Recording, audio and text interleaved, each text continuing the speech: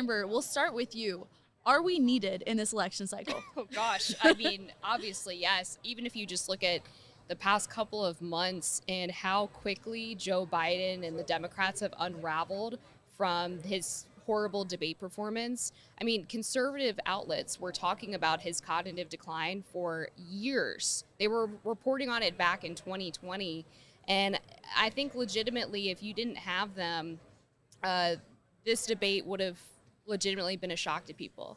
Instead, what's happening is the media is playing cover up. They're pretending that it was the White House and that's why they didn't report on it. And the White House is blaming a close group of advisors to Joe Biden. But we've been on it the whole time. And so it's very evident to me that we are vital to truth-telling about any administration that potentially threatens conservatism. Brent, your thoughts? Yeah, I mean, I'd add that just in the last few days, it wasn't the Washington Post or the New York Times that reported that Schumer went to Biden's house to pressure him. It was the Ruthless podcast.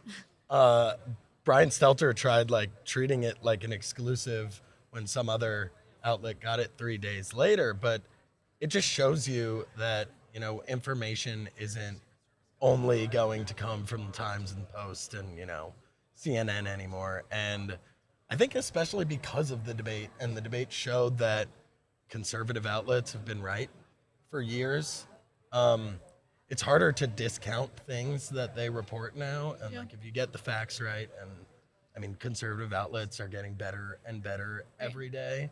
When the facts are right and it's all backed up and based on the same sources that the Washington Post and New York Times sometimes use, I mean, it's hard to discount those stories.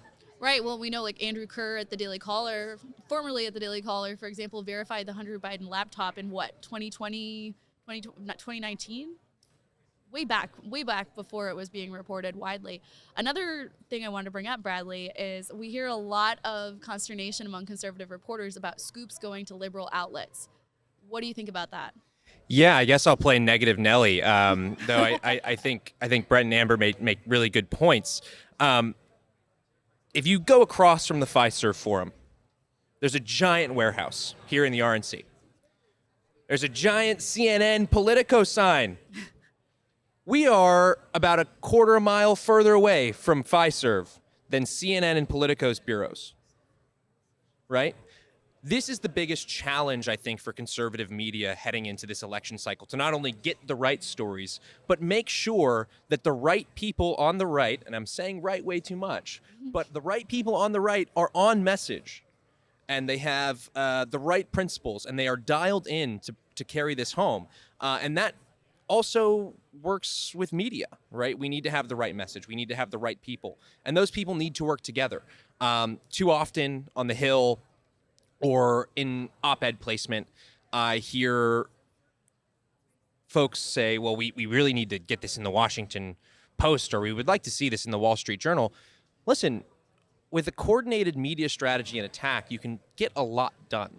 And that, I think, is something that the establishment in Washington doesn't want to recognize, that they still are living in the era of legacy media, and that era is coming to an end, and it's coming to an end quickly because of a lot of great work by a lot of great reporters that I think we all get to edit and watch on a daily basis. Yeah, I think that's a great point, and it's also interesting having all the reporters, conservative and mainstream media, all, in this one contained area around the RNC. It's nice to see how not nice to see how chummy a lot of Republican operatives are with the reporters. Right. That, they tweet about how they're fake news all the time and make fun of all their stories. But then all of a sudden you see them on the corner and they're best friends. Maybe it's a good thing. Shows there's a little personal relationships in this. But it's also a little disheartening because these reporters, they're fake reporting and they're covering up of things like Joe Biden's condition.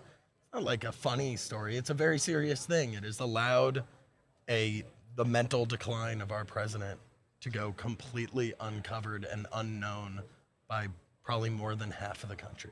I'd love to jump in on this too, because I'm sure all of us on this couch have experienced having someone either in the White House, whether it was under Trump or someone from the Hill, come to us and share a story from mainstream media that they planted there, complaining that it was unfair to them.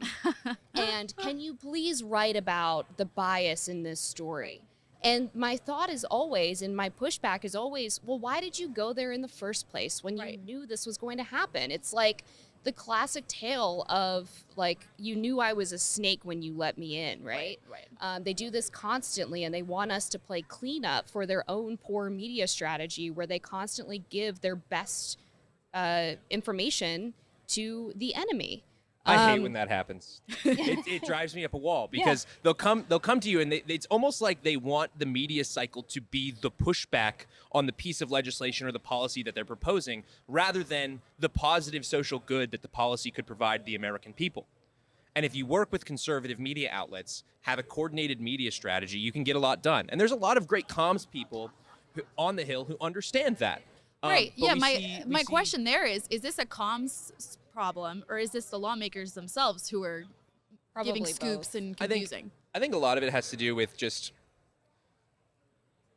people don't realize at home, who don't work in this world, how separate policy and media can actually be when we're talking about Hill offices and we're talking about coordinating, whether it's interviews or whether it's legislation. I mean, there is a quite a big gap sometimes. And so sometimes policy people who aren't attuned to what the media apparatus is doing or looking like at the moment, or the great work that conservative outlets are doing, they have put together a piece of legislation, they've written an op-ed about it, and they want to get it posted in the largest legacy media outlet that they possibly can, and that ultimately reduces the impact.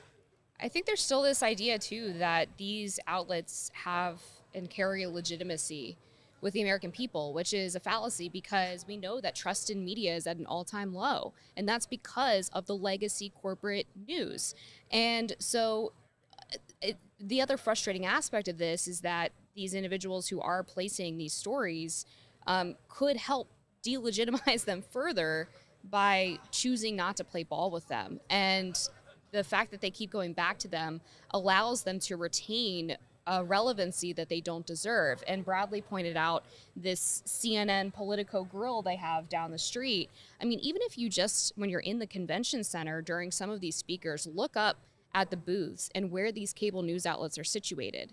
It's not Newsmax and One America and even Fox that are in the center with the best view of the stage.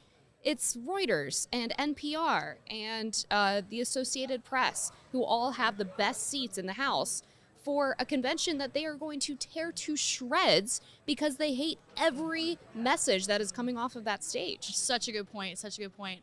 So, okay, we got to wrap here, but what should our takeaway be from this?